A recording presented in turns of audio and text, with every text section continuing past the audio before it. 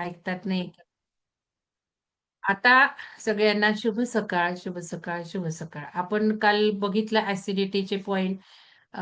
3-4 जणांना ॲसिडिटी कमी झाली. दुसऱ्या मॅडमना ते फोडाचं सांगितलं. तेही तत्वज्ञान तुम्ही काल दुपारच्या ह्याच्यातलं ऐका रेकॉर्डिंगमध्ये. ते काय सांगितलं होतं. मग लावायचं का नाही? हाच प्रश्न आहे. ट्रीटमेंट घ्यायची का नाही? का सहन करायचं? हे बघा, त्रास सहन करून करूनच आपण ग्रो होणार आहोत. छोट्या-छोट्या गोष्टींना जर उपाय करत बसला, तर ग्रो होणार नाही, सहनशक्ती वाढणार नाही. त्यामुळे हळू-हळू, हळू-हळू सहन करायचं. अगदी अशक्य तर तोंडाला ठीक आहे. तोंडाला फोडायला काही खाता येत नाही, पिता येत नाही तर ओके. पण ह्या गोष्टी शिका, की सहन करायचे. एक्सेप्टन्स. काल मी एक्सेप्टन्सवर खूप बोलली आहे. दुपारचं ऐकत चला सुरुवातीचं. नंतर नक्षत्राचं ऐकायचं नसेल ना काय ऐकू. पण ते ऐका जसं मी काय सांगितलंय ते. का ज्योतिष बघायचं? का एक्सेप्टन्समध्ये जायचं? कारण आपण अध्यात्मशास्त्र म्हणून त्याकडे बघत आहोत.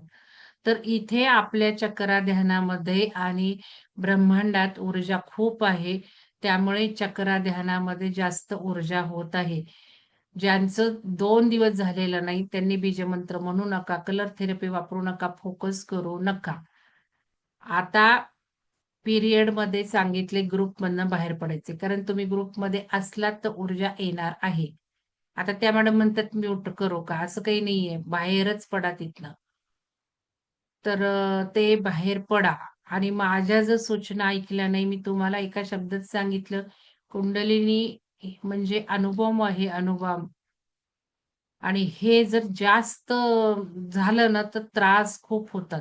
तसेही त्रास होतात चक्रा पार करताना हेही सांगितलंय. सगळं काही सुख नाहीये ध्यानातून. ध्यानातून दुःख पण आहे. जास्त दुखतं, भरून येतं, जास्त पीडा होतात. पण त्या जाण्यासाठी येतात. का तर तोच तर प्रोग्राम असतो ना आपला.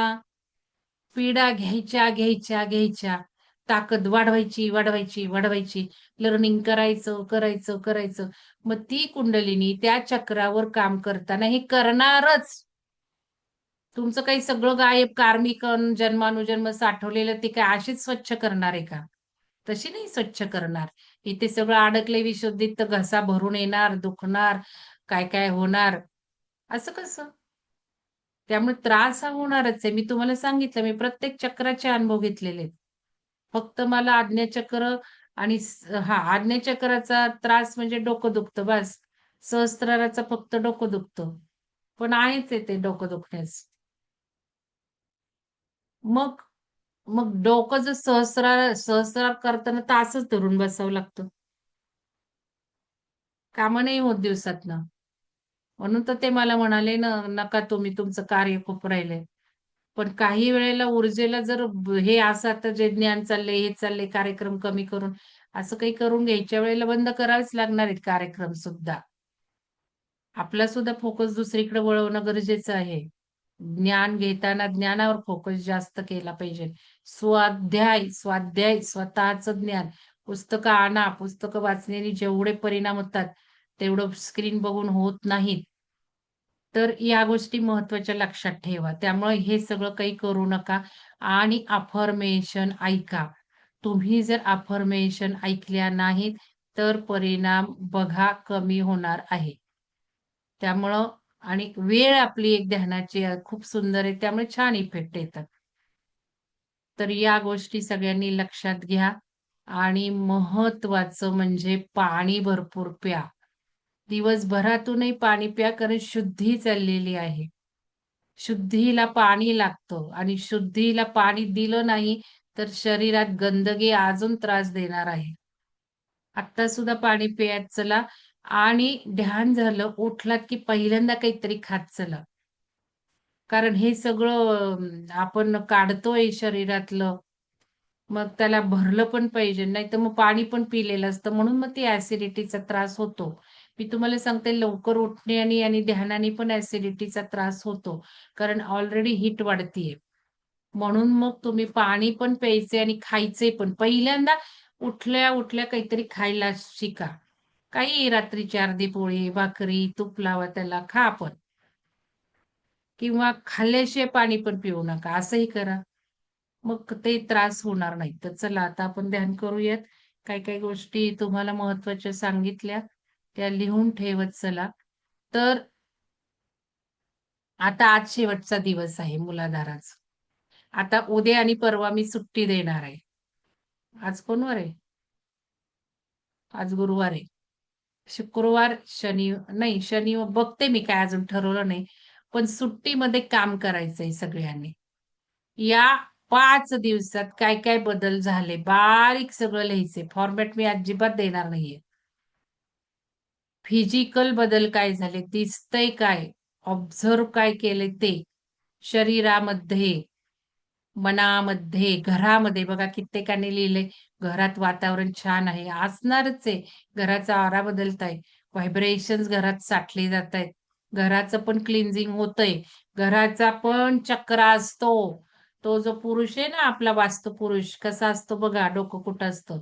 त्याच्याही मूलाधारावर काम करणं चाललंय. आता हे करताना हे पण करा. इमॅजिन करा वास्तुपुरुषाचा मूलाधार सगळा स्वच्छ होतंय. घरात ऊर्जा वाढलेली आहे. घर पैसा अट्रॅक्ट करत आहे. पैसा कमी असेल तर नाहीतर नको. असं करा ना फिलिंग. घराचाही आहे. घराचा मूलाधार आहे, पुण्याचा आहे, महाराष्ट्राचा आहे, इंडियाचा आहे, जगाचा मूलाधार आहे. ते आहेच आहे आणि त्या ब्रह्मांडाच्या चक्रांना आपली चक्र अलाइन करणं चाललेलं आहे. एका लाईनमध्ये आणणं चाललंय. बाकी काही नाही आपण जे काही करतोय ते आपण जे बाजूला आहोत ते आपण असं एक म्हणजे एकीकरण जे म्हणतो ना तेच तर चाललंय आपण चक्रांवर काम करून. तर हे घरात सुद्धा फील करा आजच्या दिवस आणि मग आता नंतर होणार आहे स्वाधिष्ठान चक्र ध्यान. कदाचित उद्याही घेईल मी. माझं काही ठरलेलं नाहीये. मला जायचंय तिकडे पिरामिडला शनिवार, रविवार. त्यामुळे बघू. तर उद्याही कदाचित होईल. पण तुम्ही लिहायला लागायचं आहे आणि जे लिहिणार नाही त्यांना मी नाही ग्रुपमध्ये ठेवणार. कारण ग्रुप एनर्जी तुम्ही मेंटेन करायची आहे. आपण काही उद्दिष्टाने, जगाच्या उद्दिष्टाने इथे बसलेलो आहोत. तर रेकॉर्डिंग बंद करून तुम्हाला अजून काही सांगते महत्त्वाचं. जास्त आलेली आहे. तसंच ध्यान करूयात. पुढचं सगळं कलरचं उडवून टाकते. ठीक आहे?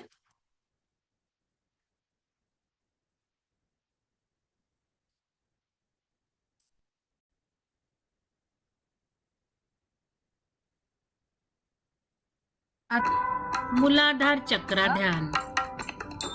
त्यामध्ये श्वासावर लक्ष ठेवायला 114 चक्र ही प्रामुख्याने महत्वाची मानली जातात. पण त्यापैकी सर्वात अतिमहत्वाची 7 चक्र असतात. पण मूलाधार चक्र हे सर्वात महत्वाचं, कारण ते शरीराच्या पाठीच्या